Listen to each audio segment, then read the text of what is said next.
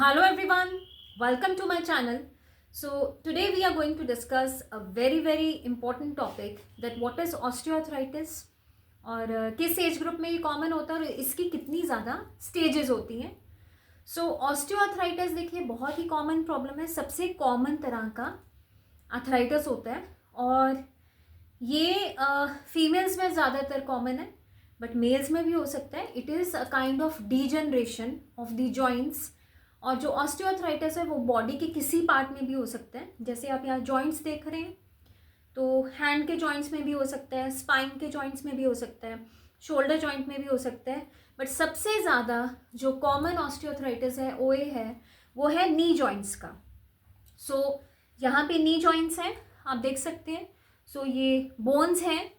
So osteoarthritis of knees it is a kind of progressive disease, यानी ये धीरे धीरे बढ़ता रहता है, प्रोग्रेशन है, प्रोग्रेस होता है और इसकी स्टेज 1 से ये शुरू होता है.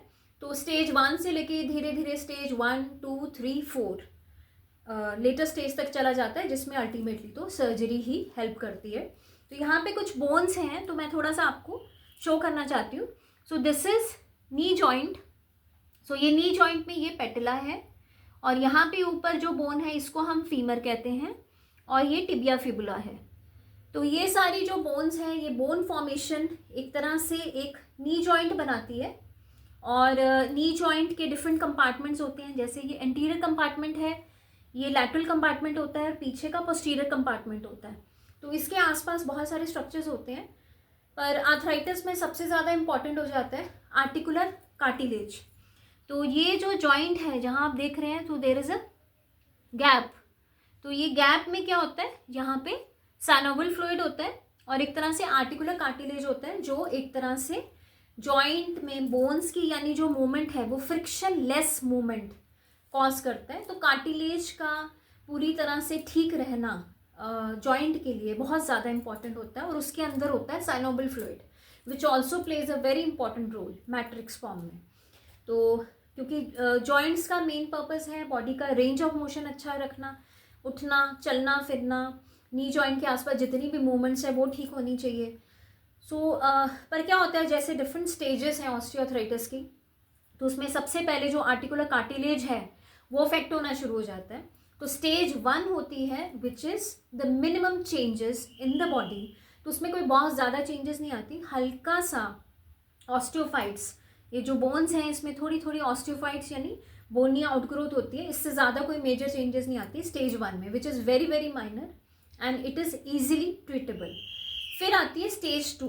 स्टेज 2 में देखिए थोड़ा सा जो आर्टिकुलर कार्टिलेज है होता है, जो एक तरह से आर्टिकुलर कार्टिलेज भी जॉइंट के अंदर फ्रिक्शन लेस मूवमेंट को क्रिएट करता है और एक शॉक एब्जॉर्बर का ही काम करता है वो, और बहुत इंपॉर्टेंट होता है जॉइंट की मोबिलिटी के लिए. उसका वियर एंड टीयर शुरू हो जाता है.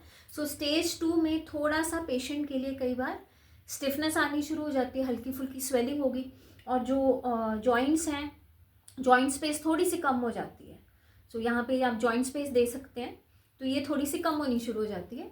So that is stage 2.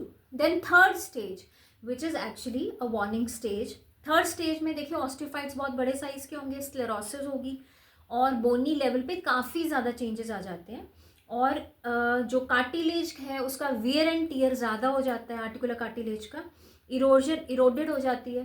तो पेशेंट को सिम्टम जैसे स्वेलिंग है, पेन है, स्टिफनेस है, उठने बैठने में तकलीफ, सीढ़ियाँ चढ़ने में तकलीफ, और उसके साथ साथ मेन चीज़ होती है कि जॉइंट स्पेस जो आप देख रहे हैं ये काफ़ी कम हो जाती है.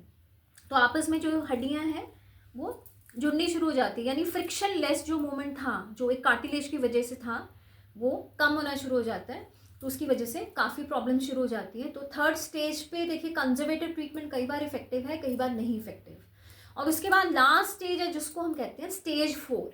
स्टेज 4 एक ऐसी स्टेज होती है जिसमें बोनी डिफॉर्मिटी हो जाती है और ये जॉइंट स्पेस बिल्कुल ख़त्म हो जाएगी. तो जॉइंट पूरा फ्यूज़ हो जाता है, हड्डियाँ आपस में जुड़नी शुरू हो जाती हैं और मूवमेंट्स में बहुत प्रॉब्लम आती है, स्टिफनेस तो है ही है और कई बार बोन स्टेडी भी हो जाती है यानी बोनी डिफॉर्मिटी भी हो जाती है. तो वहाँ पे तो ultimately one has to go for total knee replacement और partial knee replacement depending upon the symptoms and the condition of the knee.